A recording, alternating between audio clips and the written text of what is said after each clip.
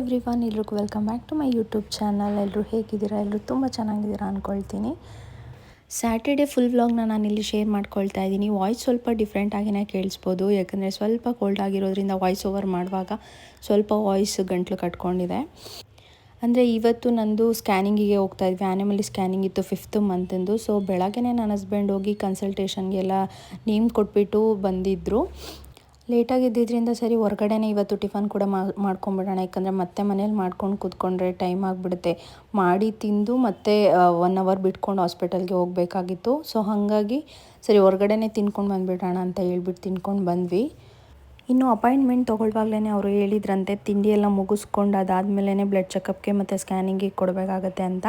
So ತಿಂಡಿ ಎಲ್ಲ ತಿಂದ್ಕೊಂಡು ಅದಾದ ಒಂದು ಹಾಫ್ ಆನ್ ಅವರ್ಗೆ ಒಂದು ಗ್ಲೂಕೋಸ್ ಪೌಡರ್ನ ಕೂಡ ಕೊಟ್ಟಿದ್ದರು, ಅದನ್ನು ಕುಡಿಬೇಕು. ಮತ್ತು ಅದಾದ 1 ಅವರ್ಗೆ ನಾವು ಬ್ಲಡ್ ಚೆಕಪ್ಗೆ ಅಂತ ಅಂದ್ಬಿಟ್ಟು ಬ್ಲಡ್ನ ತೊಗೊತೀವಿ ಅಂತ ಹೇಳಿದರು. ಸೊ ಅಷ್ಟೊತ್ತವರೆಗೂ ಹಾಸ್ಪಿಟಲಲ್ಲಿ ಹೋಗಿ ಸುಮ್ಮನೆ ವೆಯ್ಟ್ ಮಾಡೋದು ಏನಕ್ಕೆ, ಹತ್ರನೇ ಇದೆಯಲ್ವ ಹೆಂಗಿದ್ರು ಅಂತ ಅಂದ್ಬಿಟ್ಟು ಮತ್ತೆ ಮನೆಗೇ ಬಂದ್ವಿ. ಮನೆಯಲ್ಲೇ ಗ್ಲೂಕೋಸ್ ಪೌಡರ್ನೆಲ್ಲ ತೊಗೊಂಡು ಮತ್ತೆ 1 ಅವರ್ ಟೈಮ್ ಸ್ಪೆಂಡ್ ಮಾಡಿಬಿಟ್ಟು ಮನೆಯಲ್ಲೇ ಇದ್ಬಿಟ್ಟು ಹೋಗೋಣ ಅಂತ. ಯಾಕಂದರೆ ತುಂಬ ಹತ್ರನೇ ಇರೋದ್ರಿಂದ ಒಂದು 5-10 ಮಿನಿಟ್ಸಲ್ಲೇ ಹಾಸ್ಪಿಟಲಿಗೆ ಹೋಗ್ಬಿಡ್ಬೋದು. ಮತ್ತು ಅಲ್ಲೋಗಿ ವೆಯ್ಟ್ ಮಾಡ್ಕೊಂಡು ಕೂತ್ಕೊಳ್ಳೋದು ಏನಕ್ಕೆ, ಸ್ಕ್ಯಾನಿಂಗಿಗೆ ಹೆಂಗಿದ್ರು ಲೇಟ್ ಆಗೇ ಆಗುತ್ತೆ. ಸೊ ಅಟ್ಲೀಸ್ಟ್ ಇವಾಗಲೇ ಮನೇಲಿ ಇದ್ಬಿಟ್ಟು ಬ್ಲಡ್ ಚೆಕಪ್ ಡೈರೆಕ್ಟಾಗಿ ಹೋಗ್ಬಿಡ್ಬೋದಲ್ಲ ಅಂತ ಅಂದ್ಬಿಟ್ಟು ಮನೆಗೇ ಬಂದುಬಿಟ್ವಿ. ಅವ್ರು ನಮಗೆ 11 ಹಂಗೆ ಬನ್ನಿ ಅಂತ ಹೇಳಿದರು, ಯಾಕಂದರೆ ಸ್ಕ್ಯಾನಿಂಗಿಗೆ ತುಂಬ ಜನ ಇರ್ತಾರೆ. 11 ಅಷ್ಟರಲ್ಲಿ ಅವ್ರದ್ದು ಆಗುತ್ತೆ, ನೀವು ಬನ್ನಿ ಅಂತ ಹೇಳಿದರು. ಸೊ ನಾವು ತಿಂಡಿ ಎಲ್ಲ ಸ್ವಲ್ಪ ಲೇಟಾಗಿ ತಿಂದಿದ್ದರಿಂದ ಮನೆಯಿಂದ ಹೊರಡೋದೇ ಒಂದು 11:30 ಆಗೋಯಿತು. ಹೋದ ತಕ್ಷಣವೇ ಫಸ್ಟು ನಾವು ಬ್ಲಡ್ ಚೆಕಪ್ ಮಾಡೋದಕ್ಕೆ ಅಂತ ಕೊಟ್ಬಿಟ್ಟು ಆಮೇಲೆ ಸ್ಕ್ಯಾನಿಂಗ್ ಮಾಡಿಸೋದಕ್ಕೆ ಅಂತ ಹೋದ್ವಿ. ಸ್ಕ್ಯಾನಿಂಗ್ ಅಂದರೆ ಒಂಥರ ಸ್ವಲ್ಪ ಎಕ್ಸೈಟ್ಮೆಂಟ್ ಇತ್ತು, ಯಾಕಂದರೆ 5th ಮಂತ್ ಸ್ಕ್ಯಾನಿಂಗಲ್ಲಿ ಎಲ್ಲ ಕಂಪ್ಲೀಟಾಗಿ ಒಂದು ಬೇಬಿದ ಪಿಕ್ಚರ್ ಬಂದಿರುತ್ತಲ್ವ. ಸೊ ಅದನ್ನು ಹೆಂಗಿರುತ್ತೆ ಏನು ಅನ್ನೋ ಒಂದು ಕ್ಯೂರಿಯಾಸಿಟಿ ಕೂಡ ಇತ್ತು. ಮತ್ತು ಅವರು ಯೂಶ್ವಲಿ ಸ್ಕ್ಯಾನಿಂಗಲ್ಲಿ ಯಾರನ್ನೂ ಒಳಗಡೆ ಬಿಡೋದಿಲ್ಲ. ಸೊ ಅದು ಒಂದು ಭಯ ಇತ್ತು. ಅಟ್ಲೀಸ್ಟ್ 5th ಮಂತ್ ಆ್ಯನಿಮಲ್ ಸ್ಕ್ಯಾನಿಂಗಲ್ಲಾದರೂ ಬಿಡ್ತಾರೆ ಅಂತ ಎಕ್ಸ್ಪೆಕ್ಟೇಷನ್ ಇಟ್ಕೊಂಡೇ ಹೋದ್ವಿ. ಅಲ್ಲಿ ಹೋಗಿ ಫಸ್ಟೇ ಅವರು ಪ್ರೋಟೋಕಾಲ್ಸ್ ಎಲ್ಲ ಕೊಟ್ಬಿಟ್ರು, ಈ ಥರ ಹಸ್ಬೆಂಡ್ನ ಒಳಗಡೆ ಬಿಡಲ್ಲ ಅಂತ, ಮತ್ತು ನಮಗೂ ಮಗು ತೋರಿಸೋದಿಲ್ಲ ಅಂತ ಹೇಳಿದ್ರು. ಇನ್ ಕೇಸ್ ಏನಾದರೂ ಪ್ರಾಬ್ಲಮ್ ಇದ್ದರೆ, ಇಶ್ಯೂಸ್ ಇದ್ದರೆ ಮಾತ್ರನೇ ಹಸ್ಬೆಂಡ್ನ ಒಳಗಡೆ ಕರೀತಾರೆ, ಅದರ್ವೈಸ್ ಕರೆಯಲ್ಲ ಅಂತ ಹೇಳಿದ್ರು. ಸರಿ, ಇನ್ನು ಪ್ರೋಟೋಕಾಲ್ಸ್ ಏನೂ ಮಾಡೋಕ್ಕಾಗಲ್ಲ, ಫಾಲೋ ಮಾಡಲೇಬೇಕಾಗತ್ತಲ್ವ. ಸೊ ಸ್ಕ್ಯಾನಿಂಗ್ ಅಂತ ಅಂದಮೇಲೆ ಅಟ್ಲೀಸ್ಟ್ ನಾನು ರಿಕ್ವೆಸ್ಟ್ ಮಾಡಿಕೊಂಡ್ರೆ ಮೋಸ್ಟ್ಲಿ ಕಳಿಸ್ತಾರೋ ಏನೋ ಅಂತ ಅಂದ್ಕೊಂಡು ಎಕ್ಸ್ಪೆಕ್ಟೇಷನಲ್ಲಿ ನಾನೇ ಒಳಗಡೆ ಹೋದಾಗ ಒಂದ್ಸಲ ರಿಕ್ವೆಸ್ಟ್ ಮಾಡಿಕೊಂಡೆ, ಈ ಥರ ಬೇಬಿನ ತೋರಿಸಿ ಅಂತ ಹೇಳ್ಬಿಟ್ಟು. ಸೊ ಆವಾಗ ಅವರು ಫಸ್ಟು ಅವ್ರ ಸ್ಕ್ಯಾನಿಂಗ್ ಏನೇನಿರುತ್ತೆ ಎಲ್ಲ ಮುಗಿಸ್ಕೊಂಡು ಆಮೇಲೆ ನನ್ನ ಹಸ್ಬೆಂಡ್ನ ಕೂಡ ಕರೆದ್ಬಿಟ್ಟು ಆವಾಗ ಬೇಬಿನ ತೋರಿಸಿದ್ರು. ಸ್ಕ್ಯಾನಿಂಗ್ ರಿಪೋರ್ಟಲ್ಲಿ ನಾವು ನೋಡೋದಕ್ಕೂ ಅಲ್ಲಿ ಡೈರೆಕ್ಟಾಗಿ ನೋಡೋದಕ್ಕೂ ತುಂಬ ಅಲ್ಲಿ ಮೂಮೆಂಟ್ ಆಗೋದೆಲ್ಲ ಗೊತ್ತಾಗ್ತಾ ಇರುತ್ತೆ. ಅದನ್ನೆಲ್ಲ ತೋರಿಸಿದ್ರಲ್ಲ, ಅದೆಲ್ಲ ತುಂಬ ಚೆನ್ನಾಗಿ ಅನಿಸ್ತು, ತುಂಬ ಒಂಥರ ಖುಷಿ ಆಯಿತು. ಇನ್ನು ಸ್ಕ್ಯಾನಿಂಗು ಬ್ಲಡ್ ಚೆಕಪ್ದೆಲ್ಲ ರಿಪೋರ್ಟ್ ಎಲ್ಲ ಬರೋದಕ್ಕೆ 1-2 ಅವರ್ಸ್ ಆಗುತ್ತೆ ಅಂತ ಹೇಳಿದರು. ಸರಿ, ಅಷ್ಟರಲ್ಲಿ ಬೇರೆ ಪರ್ಸ್ನಲ್ ಕೆಲಸ ಕೂಡ ಇತ್ತು ಅಲ್ಲೇ ಪಕ್ಕದಲ್ಲೇ, ಅದನ್ನು ಕೂಡ ಮುಗಿಸ್ಕೊಂಡು ನಂತರ ಮತ್ತೆ ಕನ್ಸಲ್ಟೇಷನಿಗೆ ಹಾಸ್ಪಿಟಲ್ಗೆ ಹೋಗಬೇಕಾಗಿತ್ತು. ಮಧ್ಯಾಹ್ನ ಡಾಕ್ಟರ್ ಅವೈಲೇಬಲ್ ಇರಲಿಲ್ಲ. ಪರ್ಸ್ನಲ್ ಕೆಲಸ ಎಲ್ಲ ಮುಗಿಸ್ಕೊಂಡು ಲಂಚ್ ಎಲ್ಲ ಹೊರಗಡೆನೇ ಮಾಡಿಕೊಂಡು ಅಷ್ಟರಲ್ಲೇ ಒಂದು 4-5 ಗಂಟೆ ಆಗೋಯಿತು. ಸೊ ಮತ್ತೆ ಇನ್ನು 5:30 ಮತ್ತೆ ಕನ್ಸಲ್ಟೇಷನ್ ತೊಗೊಂಡು ಡಾಕ್ಟರ್ಗೆ ರಿಪೋರ್ಟ್ ಎಲ್ಲ ತೋರಿಸೋಣ ಅಂತ ಅಂದ್ಬಿಟ್ಟು ಮತ್ತೆ ಸಂಜೆ ಹಾಸ್ಪಿಟಲ್ಗೆ ಹೋದ್ವಿ.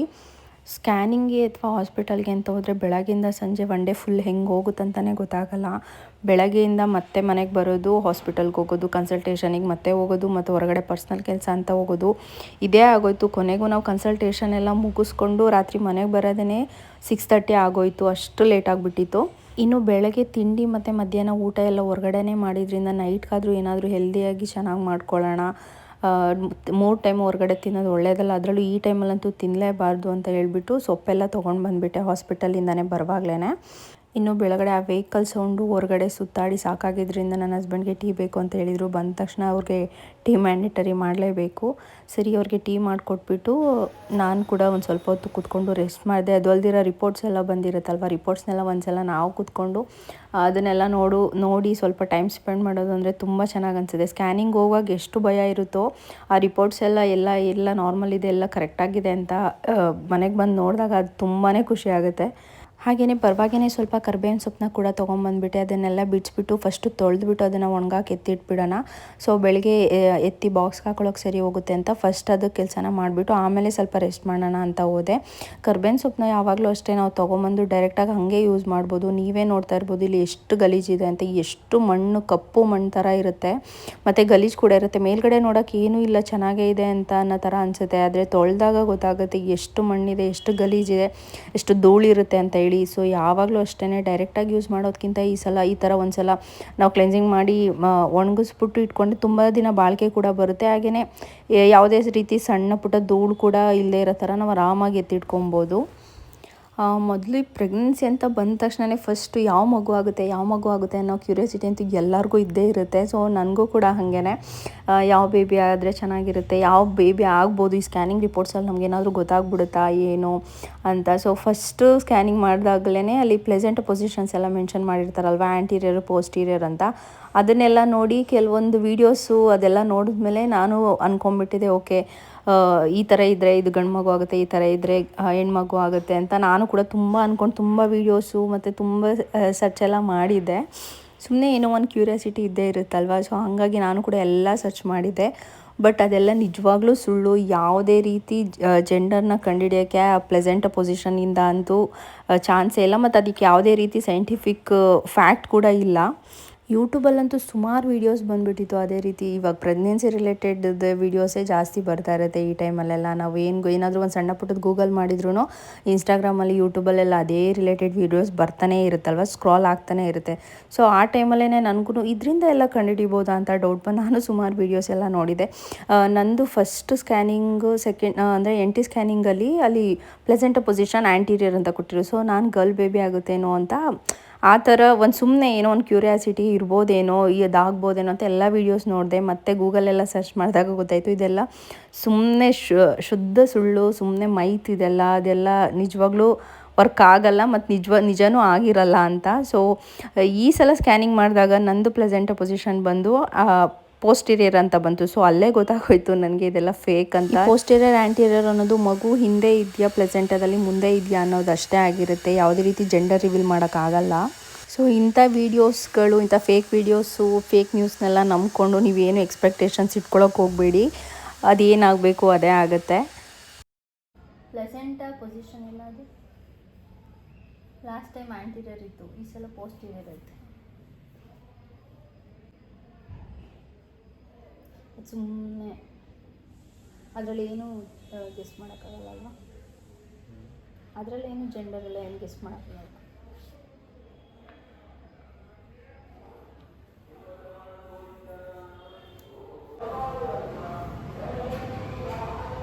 ಗ್ಲೂಕೋಸ್ ಚಾಲೆಂಜ್ ಟೆಸ್ಟ್ ಅಂತಲೇ ಅದರ ಹೆಸರು, GCT ಅಂದರೆ ಗ್ಲೂಕೋಸ್ ತುಂಬಿಬಿಟ್ಟು ಚೆಕ್ ಮಾಡೋದು ಅಂತನಾ. ಬ್ಲಡ್ ಗ್ಲೂಕೋಸ್ ಲೆವೆಲ್ ಅಂದರೆ ಶುಗರ್, ಅದು ಶುಗರ್ನೇ ಬ್ಲಡ್ ಗ್ಲೂಕೋಸ್ ಲೆವೆಲ್. ಅದು ಮೋಸ್ಟ್ಲಿ ಗ್ಲೂಕೋಸ್ ಕೂತಿದ್ಕೆ ಅದಷ್ಟು ಬಂದೈತೆ ಅಂತ ಅನ್ಸುತ್ತೆ.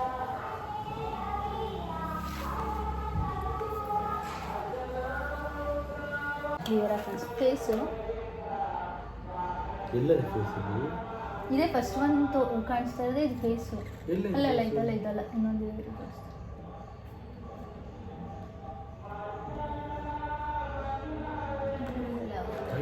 ಏನು ನೋಡಬೇಕು, ಕ್ಲಿಯರಾಗಿ ಕಾಣಿಸುತ್ತೆ.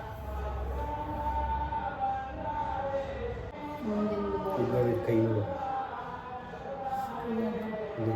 ಮುಷ್ಟಿ ತಡ್ಕೊಂಡು ಫೇಸ್ ಮಾತ್ರ ಮುಚ್ಚಿಬಿಟ್ಟು ನೋಡಿದ್ವಿ. ಇದು ಕಾಲು ಬೆಂಡ.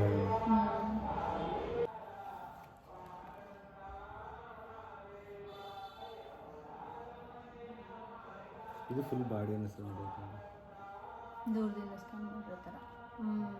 ಇನ್ನು ಸ್ಕ್ಯಾನಿಂಗ್ ರಿಪೋರ್ಟ್ಸಲ್ಲೆಲ್ಲ ಅಷ್ಟು ಕ್ಲಾರಿಟಿಯಾಗಿ ಎಲ್ಲ ಏನು ಫೇಸ್ ಅದೆಲ್ಲ ಕಾಣಿಸಲ್ಲ. ಬಟ್ ತುಂಬ ಏನೋ ಒಂದು ಕಂಪ್ಲೀಟ್ ಪಿಕ್ಚರ್ ನಮ್ಮ ಬೇಬಿ ಹಿಂಗಿದೆ ಅಂತ ನೋಡಿ ಖುಷಿ ಆಯ್ತು ಅಷ್ಟೇ.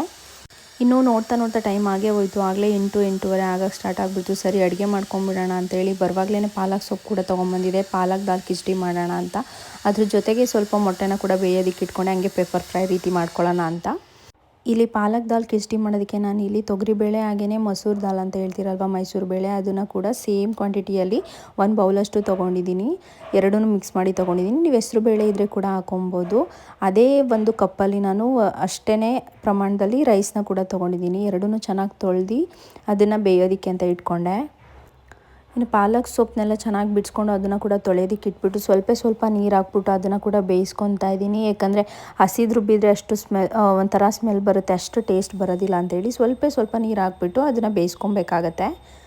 1-2 ನಿಮಿಷ ಇದನ್ನು ಬೇಯಿಸ್ಕೊಂಡ್ರೆ ಸಾಕು. ನಂತರ ನಾವು ಅದನ್ನು ಗ್ರೈಂಡ್ ಮಾಡ್ಕೊಳ್ಳೋದಕ್ಕೆ ಯೂಸ್ ಮಾಡ್ಕೊಬೋದು.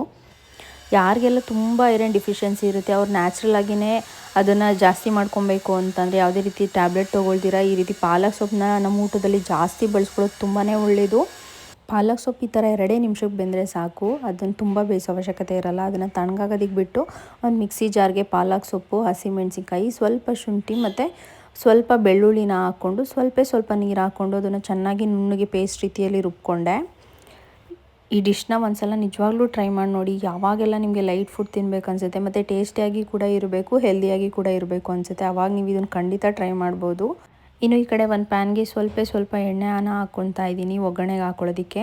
ಎಣ್ಣೆ ಹಾಕಿದ ನಂತರ ಅದಕ್ಕೆ ನಾನು ಕರಿಬೇವಿನ ಸೊಪ್ಪು, ಈರುಳ್ಳಿ ಮತ್ತು ಟೊಮೆಟೊನ ಹಾಕಿ ಸ್ವಲ್ಪ ಉಪ್ಪು ಹಾಕ್ಕೊಂಡು ಚೆನ್ನಾಗಿ ಅದನ್ನು ಬಾಡಿಸ್ಕೋಬೇಕಾಗತ್ತೆ. ಟೊಮೆಟೊ ಎಲ್ಲ ಚೆನ್ನಾಗಿ ಸ್ಮ್ಯಾಶ್ ಆಗೋವರೆಗೂ ಬಾಡಿಸ್ಕೊಂಡ್ರೆ ಸಾಕು. ಇವಾಗ ಟೊಮೆಟೊ ಎಲ್ಲ ಚೆನ್ನಾಗಿ ಬಾಡಾದಮೇಲೆ ಇದಕ್ಕೆ ನಾನು ರುಬ್ಬಿಟ್ಟಿರೋ ಅಂಥ ಇದೇನಿದೆ ಪೇಸ್ಟು ಪಾಲಕ್ ಸೊಪ್ಪಿಂದು ಅದನ್ನು ಹಾಕ್ಕೊತೀನಿ. ಪಾಲಕ್ ಸೊಪ್ಪಲ್ಲಿ ಹಸಿ ವಾಸನೆ ಇಲ್ಲ ಅಂದ್ರೂ ಹಸಿಮೆಣಸಿನ್ಕಾಯಿ, ಶುಂಠಿ, ಬೆಳ್ಳುಳ್ಳಿನ ನಾವು ಡೈರೆಕ್ಟಾಗಿ ರುಬ್ಬಕ್ಕೆ ಹಾಕಿರೋದ್ರಿಂದ ಅದನ್ನು ಕೂಡ ಹಾಕಿ ನಾವು ಒಂದು 5 ನಿಮಿಷ ಚೆನ್ನಾಗಿ ಬೇಯಿಸ್ಕೊಳ್ಬೇಕಾಗುತ್ತೆ. ಹಸಿ ವಾಸನೆ ಹೋಗೋವರೆಗೂ ಸ್ವಲ್ಪ ಕುದಿಸ್ಕೊಂಡ್ರೆ ಸಾಕು. ಇದಕ್ಕೇ ನೀವು ಸ್ವಲ್ಪ ಅರಿಶಿನ ಪುಡಿನ ಕೂಡ ಸೇರಿಸ್ಕೊಬೋದು. ಇವಾಗ ಪ್ರೆಗ್ನೆನ್ಸಿ ಟೈಮಲ್ಲಿ ಯೂಶ್ವಲಾಗಿ ಐರನ್ ಟ್ಯಾಬ್ಲೆಟು, ಕ್ಯಾಲ್ಶಿಯಂ ಟ್ಯಾಬ್ಲೆಟ್ ಎಲ್ಲ ಕೊಡ್ತಾರೆ. ಸೊ ಅದ್ರ ಜೊತೆಗೆ ನಾವು ಹೆಲ್ದಿಯಾಗಿ ಮನೆಯಲ್ಲೇ ಏನೇನಾದ್ರೂ ಉಪಯೋಗಿಸ್ಕೊಂಡು ಅದನ್ನು ಕ್ಯಾಲ್ಶಿಯಂ ಮತ್ತು ಐರನ್ ಏನಿದೆ ಅದನ್ನು ನಾವು ಇನ್ಕ್ರೀಸ್ ಮಾಡ್ಕೊಳ್ಳೋಕೆ ಕೂಡ ಟ್ರೈ ಮಾಡ್ಬೋದು. ಸೊ ಹಾಗಾಗಿ ಪಾಲಕ್ ಸೊಪ್ಪು ಬೆಸ್ಟ್ ಅಂತಲೇ ಹೇಳ್ತೀನಿ. ಈ ಟೈಮಲ್ಲಿ ಆಗಿರ್ಬೋದು ಅಥವಾ ನಾರ್ಮಲಾಗಿ ಯಾರಿಗಾದ್ರೂ ಐರನ್ ಡಿಫಿಷಿಯನ್ಸಿ ಇದ್ದರೆ, ತುಂಬ ಏರ್ ಫಾಲ್ ಆಗ್ತಾಯಿದ್ರೆ ಅಂಥವರೆಲ್ಲ ಪಾಲಕ್ ಸೊಪ್ಪನ್ನ ಅವ್ರ ಊಟದಲ್ಲಿ ಬಳಸ್ಕೊಳ್ಳೋದು. ಚಪಾತಿ ಮಾಡೋದಕ್ಕಾಗಿರ್ಬೋದು, ಪಾಲಕ್ ಚಪಾತಿ ಮಾಡ್ಕೊಬೋದು, ಪಾಲಕ್ ಚಿಕನ್ ಮಾಡ್ಕೊಬೋದು, ಈ ಥರ ತುಂಬ ವೆರೈಟೀಸ್ ಮಾಡ್ಕೊಬೋದು. ಈ ಪಾಲಕ್ ದಾಲ್ ಕಿಚಡಿ ಅಂತೂ ತುಂಬಾ ಚೆನ್ನಾಗಿರುತ್ತೆ, ಟೇಸ್ಟಿಯಾಗಿ ಕೂಡ ಇರುತ್ತೆ, ಹೆಲ್ದಿಯಾಗಿ ಕೂಡ ಇರುತ್ತೆ. ಈ ಪಾಲಕ್ ಸೊಪ್ಪು ನಮ್ಮ ಇಮ್ಯುನಿಟಿನ ಬೂಸ್ಟ್ ಮಾಡೋದಕ್ಕೆ ಕೂಡ ಹೆಲ್ಪ್ ಆಗುತ್ತೆ. ಇದರಲ್ಲಿ ವೈಟಮಿನ್ ಸಿ ಕೂಡ ಇದೆ.